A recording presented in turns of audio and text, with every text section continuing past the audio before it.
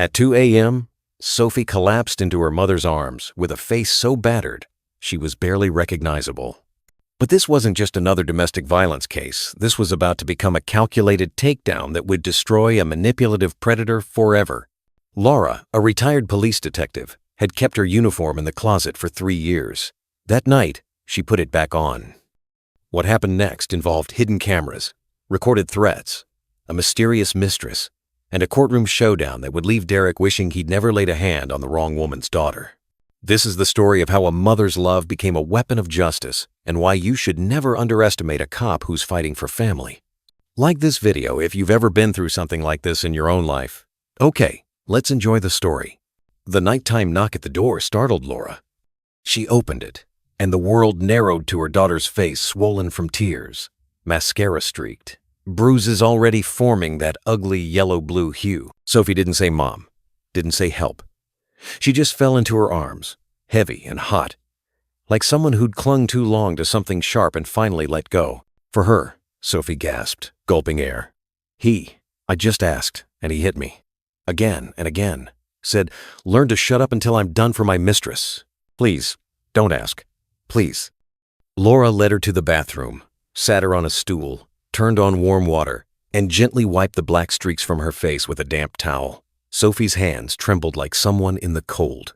Laura knew that shake. It happens when the body catches up to the mind. The mind already gets it, decides, I'm leaving. But the body is still there, in that foreign kitchen, against the wall, smelling of burnt oil and cheap perfume. Breathe in, Laura said. Breathe out. Look at me. I'm here. Sophie nodded and closed her eyes, as if balance was easier in the dark. Laura treated the split lip, applied ice to the cheekbone, pulled out the first aid kit. Every move was precise, like back in her days in investigations. Blood, ice, iodine, sterile wipe. Sometimes help is talk, but some nights help is silence and clean water. When Sophie could finally speak coherently, she repeated without looking, he's got another. I knew. Well, felt it. Thought I'd endure. Fool that I am. Today, I asked calmly, honestly, said, let's decide. Either we split clean or you stop. He laughed, said, he's got a new life. Then she hugged her shoulders, said, I'm blocking his start, that he's not obligated to feed all of you, that everything we have is mine. She faltered, adding in a whisper. Then he called her right in front of me and said, I'll put an end to this now. Laura dried her hands, went to the closet, opened the top shelf, pulled out a neatly folded uniform from a bag. Old habit, keep it clean, ironed, like a talisman. She hadn't worn it officially in 3 years. Retired on service time, not from fatigue, but because she knew when enough was enough. Too many strangers' stories piled up inside her, but the uniform stayed in the closet. A sign. If needed, I can be that person again, who acts precisely, swiftly, by the rules. Laura slipped on the dark blue shirt and buttoned it up. She held the phone with her left shoulder like 1,000 times before. Brian, she said curtly when the line picked up, need documentation. Now. ER trauma unit, then precinct. My daughter's the victim. You know the address? Yeah, night shift. Plan starts now. Got it, the voice replied. Low on surprise, high on specifics. Team's en route. I'll swing by myself. Laura returned to the bathroom, sat beside her, hugged Sophie's shoulders carefully, avoiding the bruises. Sophie buried her forehead in Laura's collarbone and cried for real for the first time that night. Loud, ugly, like those who finally stop holding back. The trauma unit smelled of bleach and sleep deprivation. The paramedic was young, but did everything right. Photographed the hematomas, entered data in the chart, stated aloud the injuries typical of fist strikes, issued a referral for police documentation. Laura nodded silently. She didn't need anyone knowing who she'd been. She needed the system to work. Today, for her daughter. At Brian's precinct, it was lit up like daytime. Someone hunched over protocols. Someone sipped tea from big mugs. Brian emerged from his office in the same rumpled sweater she'd seen him in on their first call-out 15 years ago, when they learned together to hold pauses longer than their emotions. Step by step, he told Sophie. Everything you can. I know it's hard, but the clearer, the better. Sophia spoke. Laura listened, counting heartbeats. Easier to hold steady, that way turn pain into numbers. At 10:30 p.m., 3 blows fall against the table. Thread over the phone to the mistress right there. Words chained together. Brian wrote, nodded, clarified. At one point, he glanced at Laura. Video? Audio? Not yet, she replied. But there will be. He didn't ask twice. He knew. When Laura said will be, it meant the plan was already alive in her head. They got home near 4 a.m. Sophie fell asleep on the couch, wrapped in a blanket like a child. Laura sat nearby, gazing at her face, the same brow line as her own, the same dimple on the cheek as her mother's. A new, foreign mark on the jaw. This mark will fade, she told herself. It will. With dawn came the work. Laura never confused sympathy with action. First, safety temporary shelter. She called a friend with an empty apartment. The friend handed over keys without questions. Stay as long as you need. Next, distance. Change the locks on Sophie's place. The locksmith arrived at noon, did his job silently, handed 2 keys and a receipt. Laura filed the receipt in a folder. Then, tech. She called Tyler, young and too talented for his small private firm fixing folks' Wi-Fi. Once, Laura had helped his sister with a messy work issue, no protocols, just restoring justice, Tyler remembered. Camera and audio, Laura said. Discreet, legal. My daughter's safety means more than any code, but we need the code too. Tyler showed up that evening, brought tiny devices that looked like chargers and smoke detectors, explained recording activation, cloud uploads, timestamps. Laura listened like an anatomy lecture before surgery. Tech wasn't her thing, but she had persistence. He'll come back, Tyler said, not as a prophet, but as someone who'd seen too many cases. They always do to beg or scare. He'll come back and get recorded, Laura replied. She convinced Sophie to stay at the Friends for a couple weeks. Moved essentials there, documents, laptop. I can handle it, Sophie protested. But Laura raised a palm. Let this be caution, not heroism. That evening, Laura spread blank sheets on the table and drew a diagram. Center, Derek. Arrows out, his parents, job, mistress, gym buddies, garage neighbor.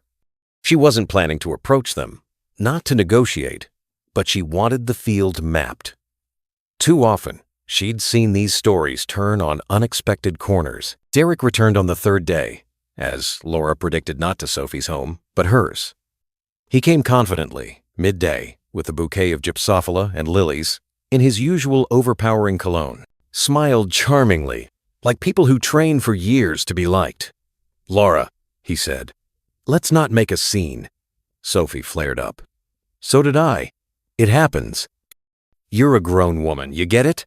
Let's handle this adult style. Where's Sophie? I'll take her home. It'll be fine.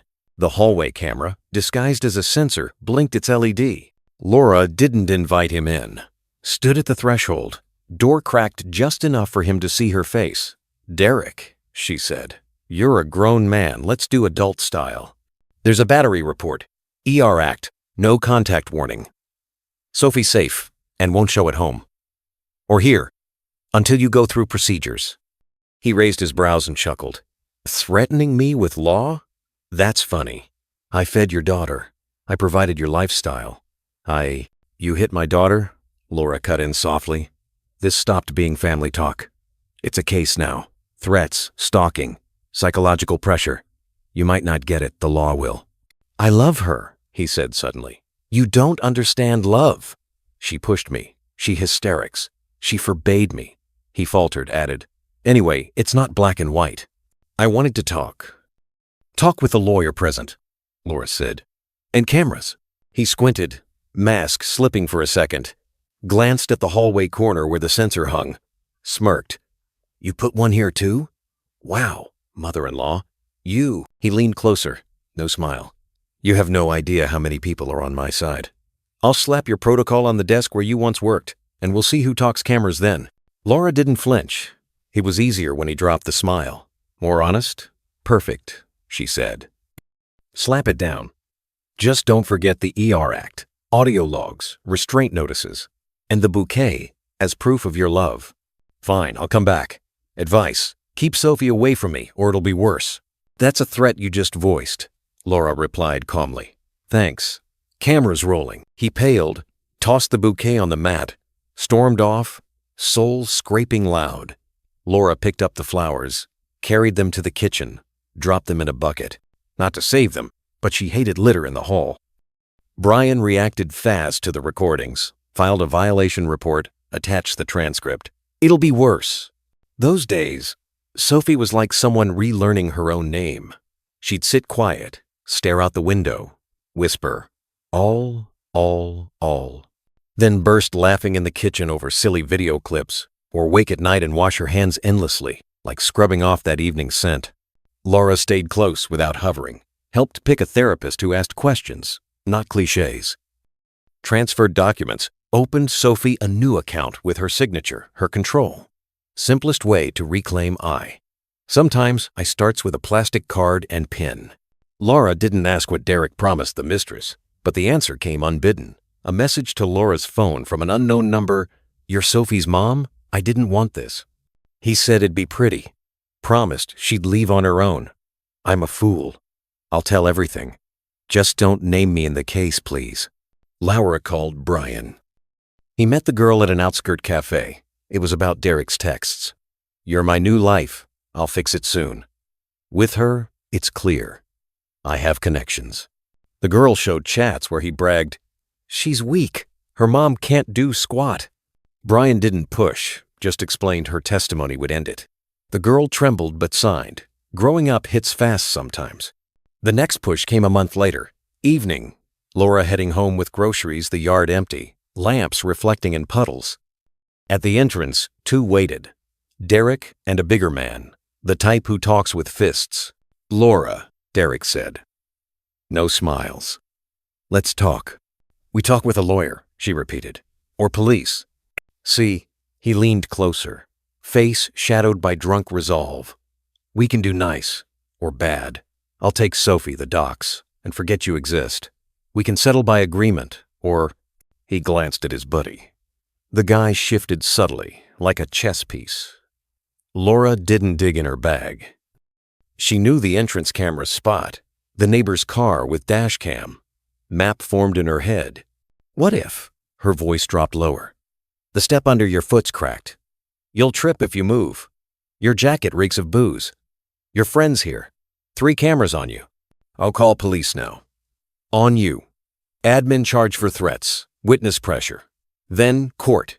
Now pretend self-preservation kicked in. Turn and go. Pause stretched. Derek flushed red. The man muttered, Come on, Derek, not here. Tugged his sleeve. Derek jerked but complied. Left, tossing over his shoulder. This'll come back to you. Laura watched them vanish around the corner. Only then did she lean briefly against the cold wall, just to feel support. Court set the hearing for month's end. Laura went with Sophie. They sat in the hall on hard benches, silent, echoing strangers' names. When called, they entered together.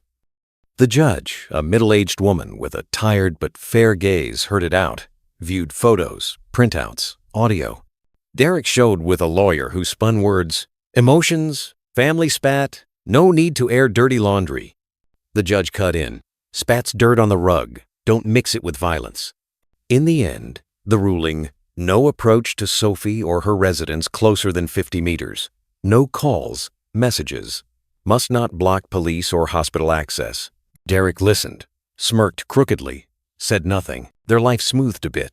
Sophie got a job at a small architecture firm, drafting plans, headphones on with music, sometimes smiling to herself when lines came out crisp. Laura cooked soups evenings, relearning meals for 2. They rose early, indulged in luxury. 20 minutes of silence with tea by the window, their new ritual. Sometimes Laura felt her anger fade. Not because Derek earned forgiveness he hadn't, but holding anger is like a room with shut windows. Eventually, you open them. She stopped checking his socials, asking mutuals about him. Enough to know. No approaches, fine paid. Work watching him. Derek's mistress vanished from view. Brian mentioned once, moved to her sister's, in another city. Doesn't want our case anymore. Smart. Laura nodded. Everyone's got their escape. But one night, the phone rang too late. Unknown number. Voice foreign. It's Derek. I pause, heavy breath. I'm at the hospital. Got jumped. I listed you in the form, just in case. Can you... He sighed. Come. Laura sat on the bed's edge, cold room dim in the screen's glow. She could say no, had the right. Instead, I'll call Brian. He'll go. No, please. His voice cracked, broken. I'm not asking to come back. Just, I don't know how to be alone. Learn, Laura said. Not my lesson for you. She hung up, called Brian. He cursed, said, going. An hour later, texted, all good. Filed the report. Laura set the phone on the nightstand, stared into darkness. A thought flared and faded. Violence ripples like a stone in water, but that doesn't mean we throw more stones. She slept without pity or triumph, just tired. When the calendar flipped to New Year, Laura realized she hadn't donned the uniform in ages.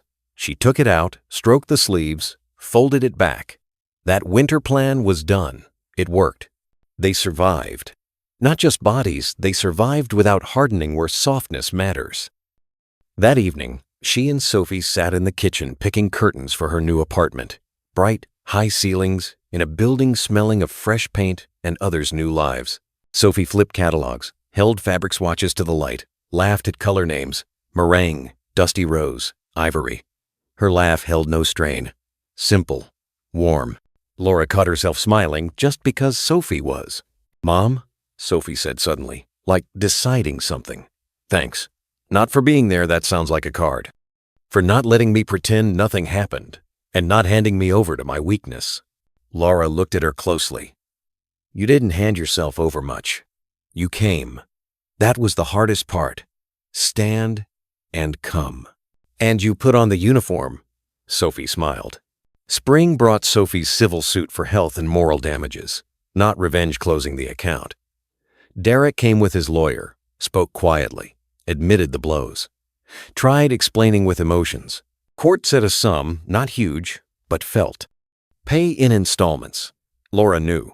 Even if he paid pennies, it was right. Each transfer a reminder. Exiting court, students argued cheerfully on the steps, smoked, laughed. Sophie paused, breathed warm air. Late summer, Sophie hosted a housewarming with friends.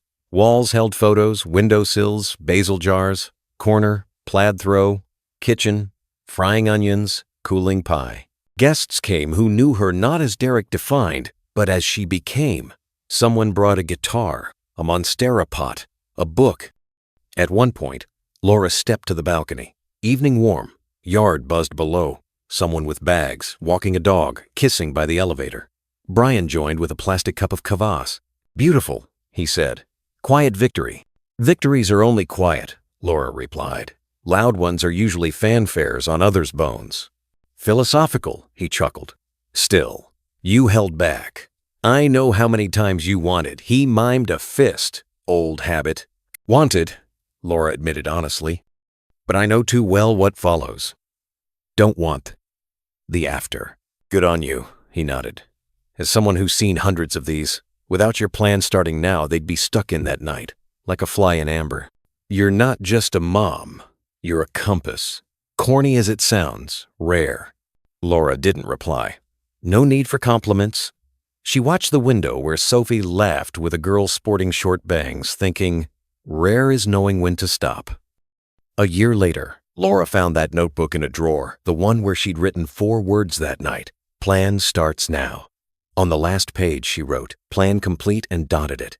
Then opened a fresh sheet, listed simple points. Trust deeds, not words. Don't explain others' cruelty with your softness. Remember, law's no enemy if you're on its side. Call help timely. Pause when you want to scream. She tore it neatly, magneted it to the fridge. Sophie saw it next day, smiled. Daily list. More like, just in case, Laura replied, and suddenly knew she no longer feared late calls.